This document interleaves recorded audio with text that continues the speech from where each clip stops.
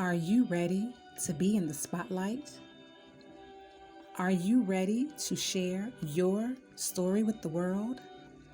Well, Snails with no shells is where you need to be. Available on all digital platforms, Facebook, and YouTube. Snails with no shells. Leave that shell at the door.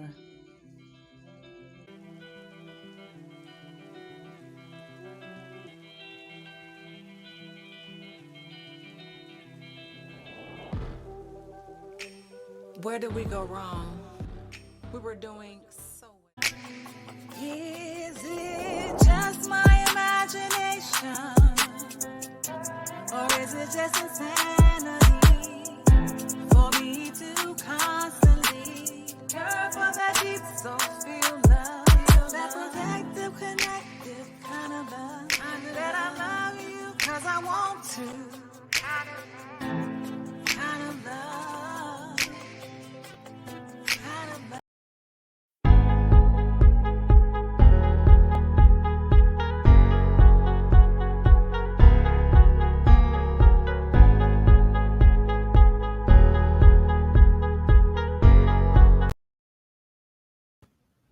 Greetings, beautiful ones. I am Ms. BJ Martin, and this is Snails with No Shells. Leave that shell at the door.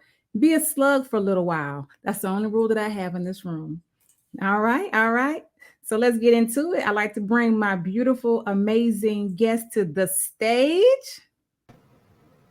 Erica Yvette. Hello. How are you? I am amazing. How are you? I'm good. It's a little chilly over here, but I'm good. Yeah, I'm in Atlanta, and it's been pouring down, raining for the past couple of days, and like 40-some degrees. Yes, it's cold here too. Yeah. Where are you? I'm in New Orleans. In New Orleans. Yes, okay. yes. It's like 38 here. Oh, dang. Yeah, we ain't used to that over here. Yeah, I know it. Oh my goodness. All that good seafood, all them fish and stuff. What they gonna do? Oh my goodness. All right, let's get into it. Erica, where were you born and raised? So I was born and raised in New Orleans, and I'm still here. Wow. Yes. Okay. Yeah. Yes. What was I was was just gonna say this is home. This is where I'm from. Yeah. Those are those Saints. Yeah, I'm not really a football. Really? I'm surprised. I mean, I watch it and I root just because it's the home team, but I like basketball. Okay. All right. You probably say some kind of sport. You got like some kind of That's amazing. All right. So what was it like growing up in New Orleans? I guess for me, I mean, it was great for me. I grew up in a neighborhood where, it was one of those things where parents looked out for other people's kids. And, my mom was an at-home mom. So she probably was the one who had everybody's kid in the house when their mom wasn't home. So there was always somebody there.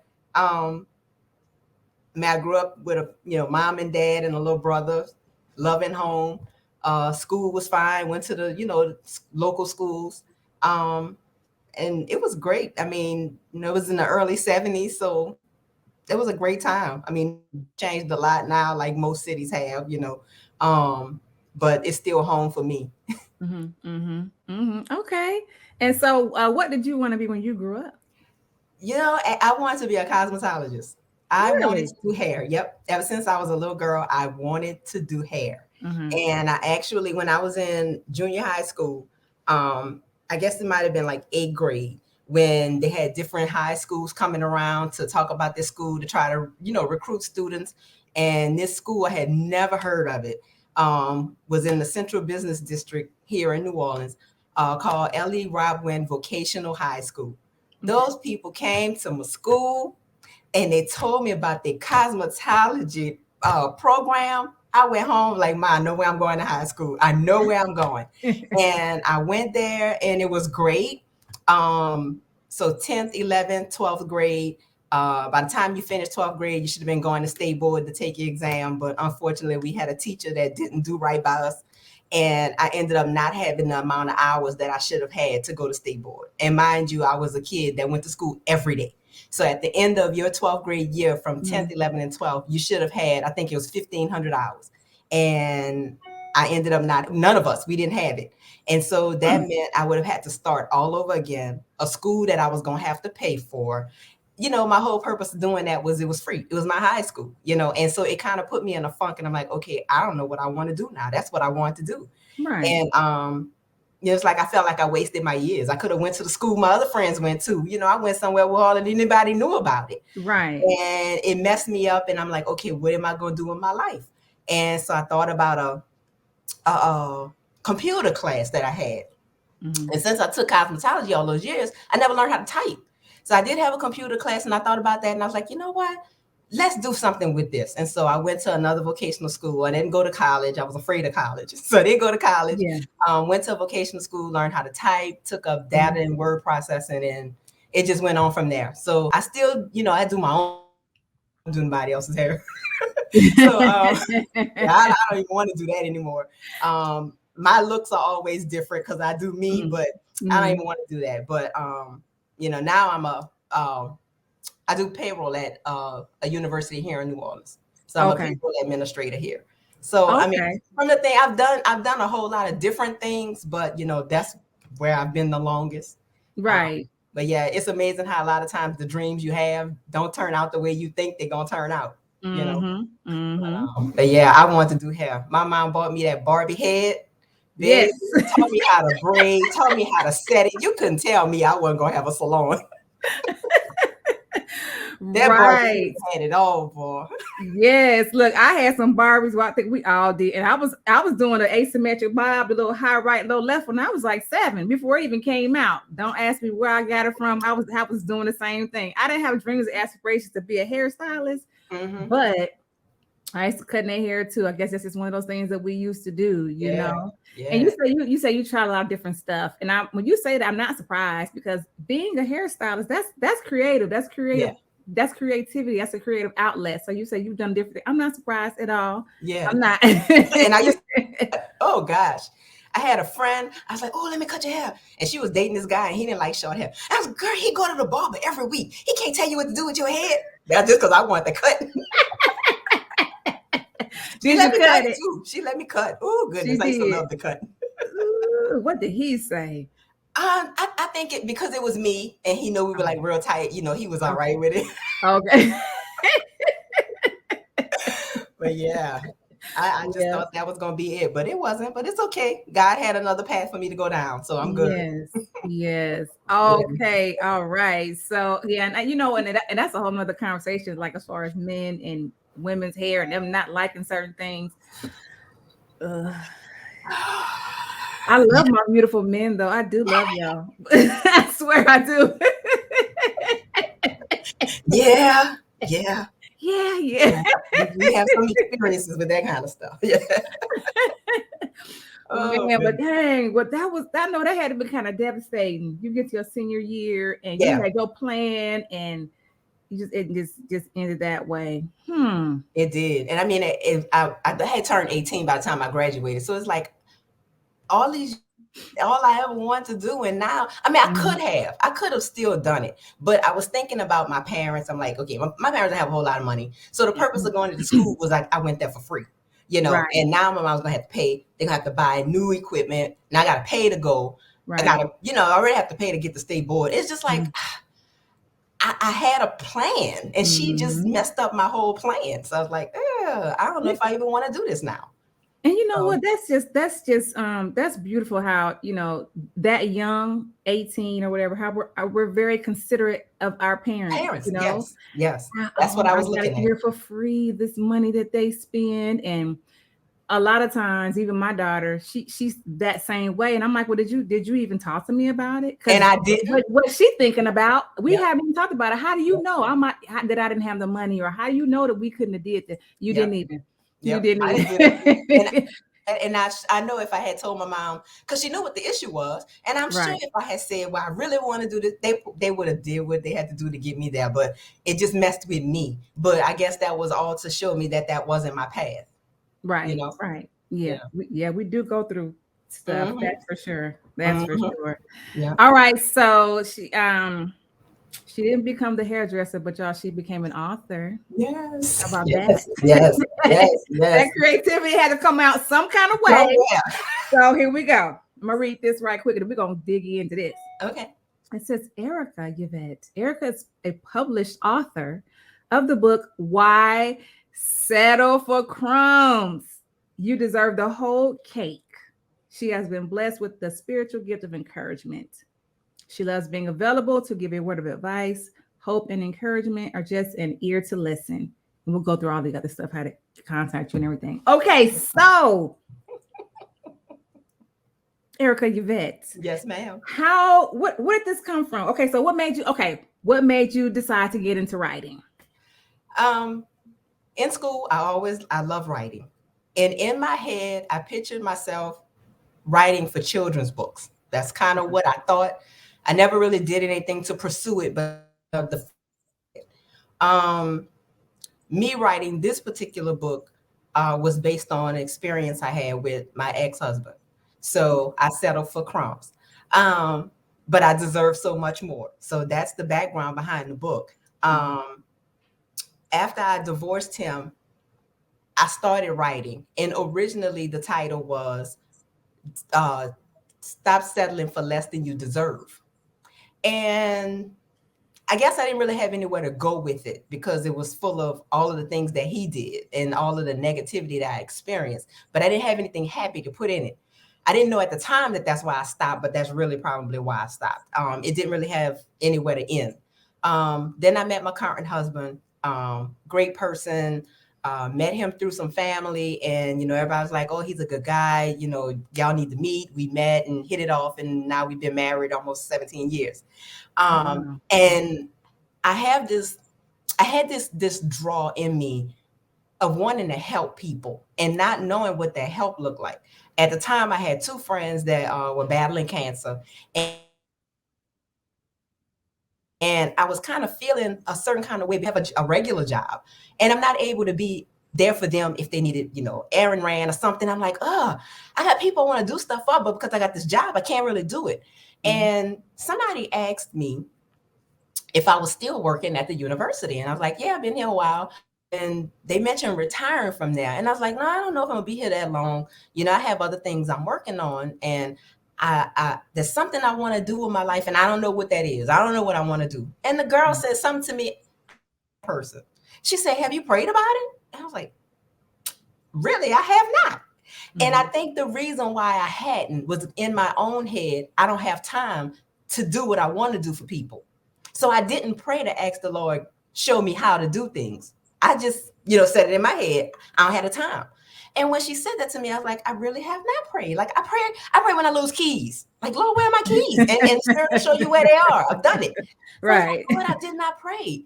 And so that night, and I remember the date because it was the day before my husband's birthday. And so it was August 28th. Well, this was August 27th.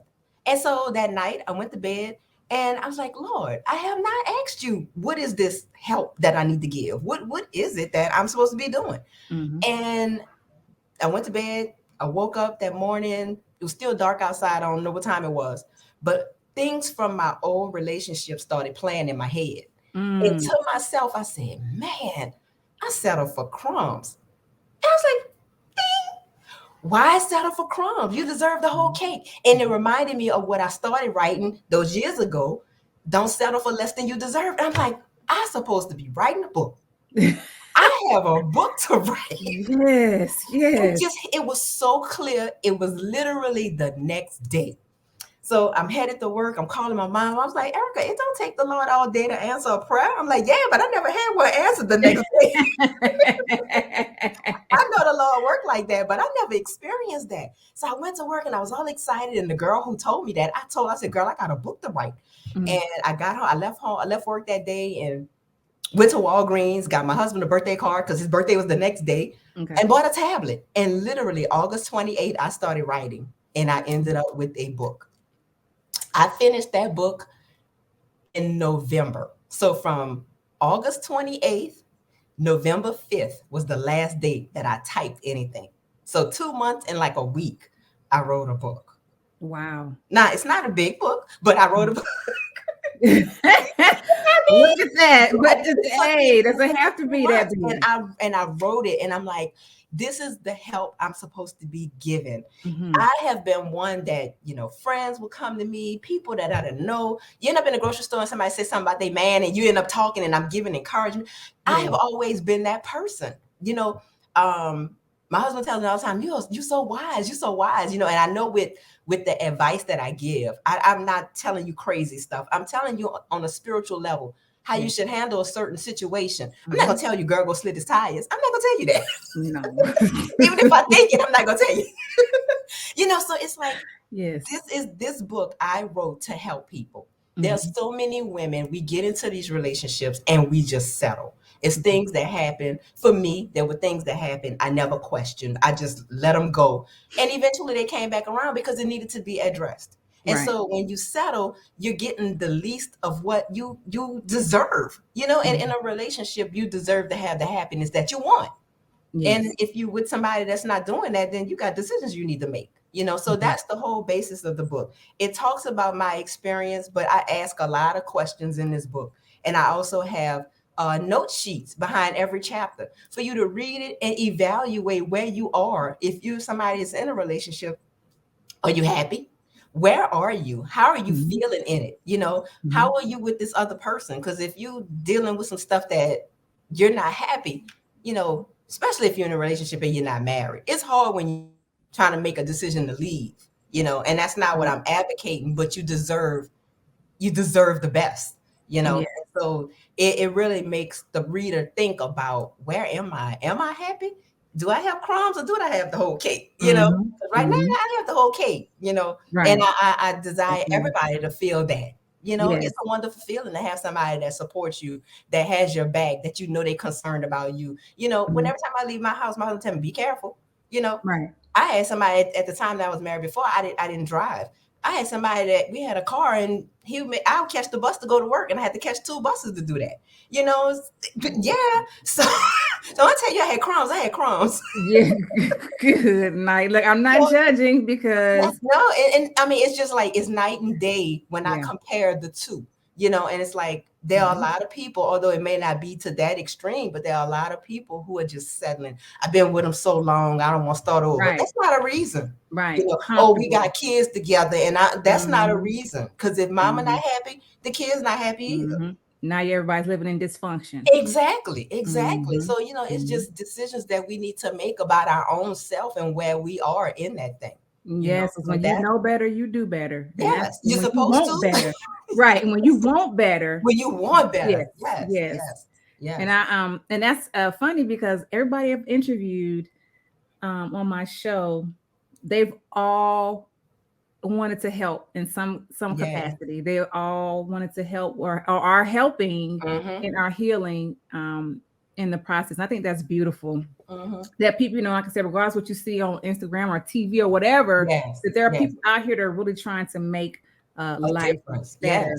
Yes. And your situation, with your ex-husband, like, you had to go through that, right? Because otherwise, how would you relate to anybody else who's going through it? I'll talk about that, how we all have had our own I almost call them like tragedies, in a sense. It's like something tragic that happens in your life that kind of shakes you up. I say you kind of have a spiritual awakening in a sense. Yes. It changes your whole life. It's like a life changer. And it may not change instantly, but just you grow and you're starting to change and develop into this a whole nother human being, right? Yes. So, and yours just happened to be with your marriage. Now she wanted to be this hairdresser, helping people to look beautiful, right? but look, like honey, now it's a deeper healing now. Yes. It's not just about the outer. No, ma'am. It's inner. So I love that. I love that. And that's something I never thought about it that way. I never thought about it that way. That's interesting. Yeah. You're still on task. Yes. So I'm just want to go back into that, just into the ex-husband experience. What was the like the breaking point? Like, when did you say, you know what, I can't do this no more. So I found out after we were married that he had a kid before we got married. And so, we were married. So I'm willing to accept that. It's like, okay, that happened. The child is like 8. He and I dated all of my 20s. So Mm-hmm. 29, we get married, and we stayed married for like 3 years. So I find out the kid is 8. It's like, what are you going to do about that? That happened. Y'all weren't married. Yeah, I'm upset about it, but she's here. Can't do anything about that. And I was willing to accept that. But at the time that I found out about her, he was missing. He wasn't coming home. And after I found out about her, I thought that was the reason. I'm thinking it's a baby. When I found out the kid is 8, I'm like, okay, so this is not the reason he's not coming home. So I found out he was cheating on me again. And that was the final thing. Because realizing that he had a kid meant you cheated on me before. But we're married now. So I'm kind of putting that, the boyfriend-girlfriend relationship is different from a married relationship. So I'm willing to let that go. Okay, now we're married. Now I'm trying to process this kid that everybody knew you had that I didn't know about. On top of being newly married, on top of you not coming home at night. And now I need to know why. And when I find out that there really is somebody else, it was too much in them 3 little years that it's like, this is not what God designed me. I should not be struggling like this in 3 years. 2 years, because by the 3rd anniversary, I was going. It's like that for me. That was too much. The not coming home, the not caring, find any little thing to argue about just so you can leave. You're mad, so you leave. And I mean, I remember specifically one day, we had a good day, home together, and we went grocery shopping. We came home and I'm putting up the groceries and he's got an attitude. I'm like, what's wrong with you? You know what's wrong with me. I'm like, we had a good day. What are you talking about? Just any little thing that he could say, I'm about to leave. And you leave. And I'm like, okay, there's something going on here that is not connecting with me. And women, we can be our own detectives. Oh, yeah. And so after finding some stuff and looking at the phone bill and then looking at these numbers and calling them and all this stuff, like, oh, he got somebody, and that just was it for me. That was it for me. I couldn't do it anymore. Okay. Yeah, I can understand that. So did you, did you take some time? Because we always talking about inner work. And even though you experienced that, with your ex-husband and you see all the things that he did, did you get a chance to do some introspection on yourself? Maybe how I contributed, or why did I accept this, So for me, I don't feel like I did any inner work to fix me. And not to, people have relationship issues and, people have to look at themselves. I don't feel like there's anything that I did that caused this. I feel like whatever it is he did, those are decisions he made. Right. Number one, I didn't even drive. So it's not like I was never around. I was always home. Right. If you want to be with me, all you had to do was be home. I honestly, it wasn't about me. Because even with the kid, when I finally realized that the kid existed, I asked him. So let me back up a little bit. We were dating. And there was one particular night we were on the phone. Now, mind you, we like early 20s. So this is like my first serious relationship. Never had really had a boyfriend before. And so we're asking these questions and getting to know each other. And he asked me, what if I told you I had a kid? What would you do? So it was kind of like these 20 questions. We're going back and forth. How would you handle it? And so he said, if I told you I had a kid, what would you do? And I said, well, it depends. Depends on how old the kid is. And he said, why? I said, well, you and I have been together 2 years. If the kid is younger than 2, that means you've cheated. If the kid is older than 2, then I have to decide whether or not I want to be around for that. So when I find out that kid exists and I go back, because hindsight's 2020, the Lord started playing back all these different conversations that we had over the years. And I said, when you asked me, what would I do if you had a kid? Was this it? And he said, yeah. I said, so why didn't you tell me then? He said, because your answer was, if it was younger than 2, you were going to break up with me. So you knew I was a good person to be with, that you didn't want to lose me, but you would rather lie and hold it all of those years. Right. So I don't feel like it was me that caused what happened. It was him and the decisions that he made, with not being honest. Now, why did he cheat? I have no idea. The second time, I don't know. But after that ended, I really didn't even think about getting into another relationship. Like, it just didn't even, That's good. for me, it was like more of a healing because I had went through some depression with that. And so I lost a lot of weight. Yeah, I lost a lot. I lost a lot of weight. Right. I was like 30 something years old, and I was like 119 pounds. I was so thin. So it really was like finding myself. I was very, what's the word I want to use? Conservative in the way I dressed. Everything was all covered up. And I didn't get provocative, but I wore sleeveless stuff. I started different kind of hair. I never wore fake hair. Girl, I will wig in a minute. Just things changed about me. I felt a growth in myself. I did, and it's not anything that I particularly said I got to work on it. I just saw myself changing. Like I'm better than what I had, and it was almost, you talk about shells. It was almost like a butterfly, coming out the cocoon. Like I just felt a change in myself. More assured of myself that it's not about him. I never found myself to be somebody with low self-esteem, but I do realize that in that relationship, it was low. It had to be for me to accept the stuff that I accepted. Exactly. So it made me look at that kind of stuff. But guess what, Erica? What? That's inner work. You did do it. Yeah, I guess it wasn't like conscious. It wasn't like I need to fix this. Right. It happened. You did it. Yeah. Yep. Yeah. You did it. Yeah, you did the inner work now.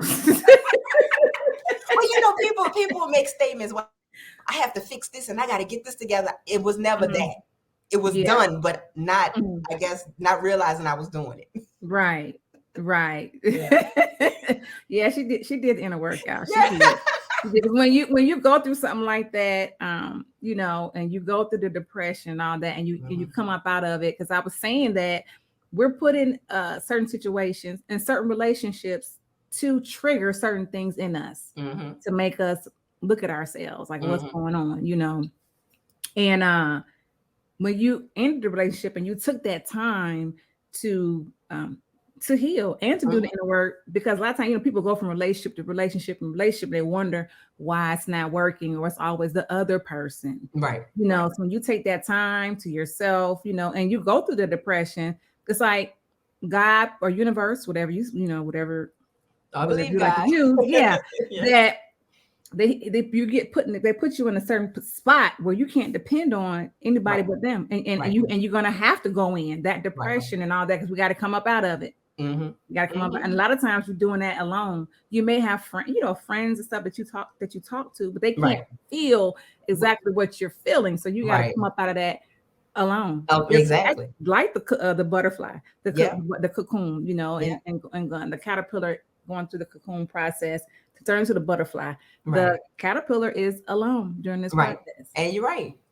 So we do have to be alone and cry and do all that healing. I call that crying. I call that like baptism, the tears of healing, because we're doing a lot of crying, and you do that alone. So Well, it didn't take me long to get the whole cake, because I was still I think my divorce was pending when I met my current husband. And so, it was, I guess, kind of blind date sort of thing.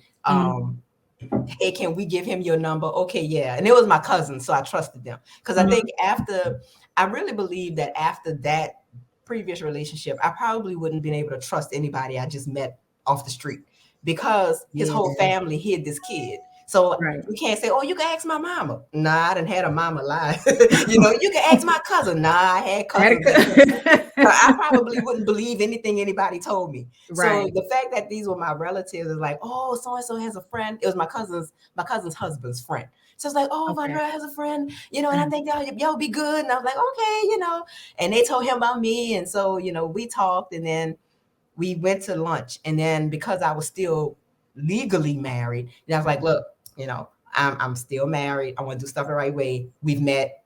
We can't see each other. And that really gave us a time to get to know each other. It was almost like being 16 again, on the phone all times of night, and that talking. So that was like June, July, August. My divorce papers came. We went on our first date. It wasn't even weird, because we had been talking for a whole month, and so shoot. February that next year we were engaged. We got married in August. Yes. I told somebody, I was like, I'm getting married. Like, get married? Then you just get divorced? Oh, yeah. Yes, and so what? So what? It don't count. That don't count. That It don't take months and Sundays to know. You know, the other person I was with for like 8 years, 8, 9 years, stayed married 3. I'm like, it don't take months and Sundays to know if it's right, you know? Right. So, right. Yeah, it's August of this year, it'll be 17 years. So yeah, we good. That's congratulations. That Thank is you. amazing. Yes. Wow. I love your story. Thank you for sharing with me and the audience. We're gonna this is gonna really help somebody. I feel like we just help one person. Exactly. You know, exactly. Because then we pay it forward, and you help the next, you help the next. Yes. And the thing about the thing about me writing this book, like that from my experience, that there is somebody that can connect with this to say, you know what, I felt that. May not be the same exact situation, but we've settled at some point in a relationship and like, okay, why am I still here? You know, so to know that it can be fixed if 2 people willing to fix it, you know, and I say that in the book. By all means, I'm not advocating for people to just go out here and get a divorce because they ain't happy.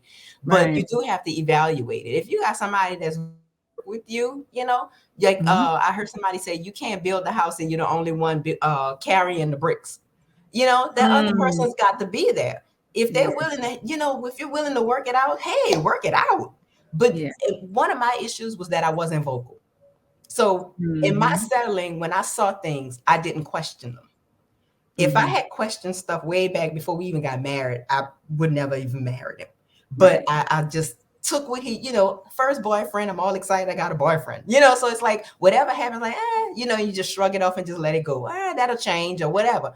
And, you know, those things that you thought would change didn't change, just carried into your relationship or into your marriage. And it's like, okay, he's still doing this. And I ain't happy, you know, so what do I do? You know, and this, as the problems started piling on and it got more and more and more, you know, it just became too heavy to hold by myself. But, you know, this book was written to motivate you to examine where you are. You know, I even have a questionnaire in the back. You know, I got this from Oprah. I remember years ago, Oprah had somebody on her show. If you think about your relationship and you have your 10 fingers, she said on your 10 fingers, count all the good stuff. And then on the same 10 fingers, count the bad. And if the bad outweigh the good, you got something to think about. But if the good outweigh the bad, you're doing pretty good. You know, so I have that in here. Write down, you know, 10 things that you're satisfied with, and then write the things you're not. And if the things you're not satisfied with outweigh the good, then it's some decisions you need to make. It's conversations that you need to have, because who wants to be in a relationship with somebody and you're not happy? Right. You know, I mean, you shouldn't look for a person to make you happy. God gives joy. We get happiness, you know, it's conditional. But just being around somebody and y'all can't stand each other, or you don't want to be in the same room, that's not healthy. So why settle for that type of a relationship? You know, and I break it down for all the sisters, because I'm like, if you're with somebody and it's somebody else's husband, you might want to rethink that. Yes. You know, I cover all areas, because, you know, we settle for that too. And we think we're special because, oh, girl, he got a husband, but he with me. He ain't leave her, he ain't divorced her, you ain't that special. You know, so I mean, I break it down for everybody. Because we settle in all kind of things and we think we got the good deal. No, not all the time. Right. You know, that's what we tell ourselves, but look at it for real. Right. You know? Right. And I had an experience. Well, I did a video. I was talking about how I was settling for coffee at a certain coffee shop because of the convenience. Because it was very convenient for me to get there, you know.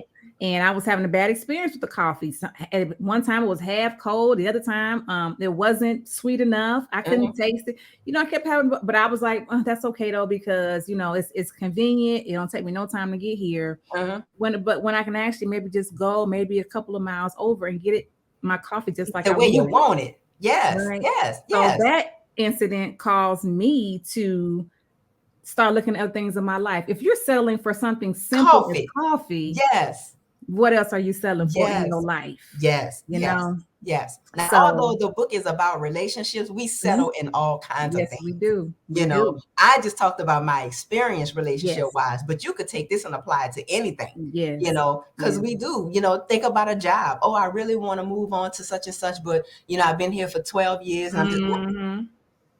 there might be an Mhm. opportunity. You got to try it. You Yes. never know if you don't try. You just Yes. stay there stuck where you are and just taking it. You might be able to get a promotion. You might be able to get a better job. So Right. we get stuck and settled in all kind of situations. Mhm. Yeah, We it doesn't do. just apply to relationships. Yes. Mhm, Yes. mhm, Truth. mhm. Well, Erica, I've enjoyed this time we spent Yes, together, girl. We could have probably went on a whole nother hour. probably. One thing I am is a talker. Yes. Yes, guys. So she is an author and a contributing writer Yes. to the Own It magazine. Thank you, Own It magazine, for Yes. allowing me to use your platform. And I love Marisa. She's the best. Yes, she is. Yes, yes, yes. She is, yes. Okay, so Erica, go ahead and I have a little ticker going across, but just verbally let everybody know where they can reach you and get your book. So I am on Facebook, Erica Yvette. I'm on Instagram, Erica Yvette 9. And my book can be purchased from my website. My website is ericayvette.com, and that's ERICAYVETTE.com. And that'll take you straight. And there is a order page on my site that you could purchase the book. Awesome. Yep. All right. Before we go, is there like a quote or just a one jewel or nugget that you like to drop before we go? I would say my one, I would call it a nugget. I would say my one nugget is recognize your worth. Know that you everything that it is you want out of life. Stop settling. You deserve the whole cake. I love it. Yes. I love it. And again, thank you for being on my Yes. show. I You are welcome. appreciate it. I enjoyed this time. I did. Yes. I did. So did I. So before I go, I would just like to say, remember, just like the sun, you are necessary. I love y'all. Bye.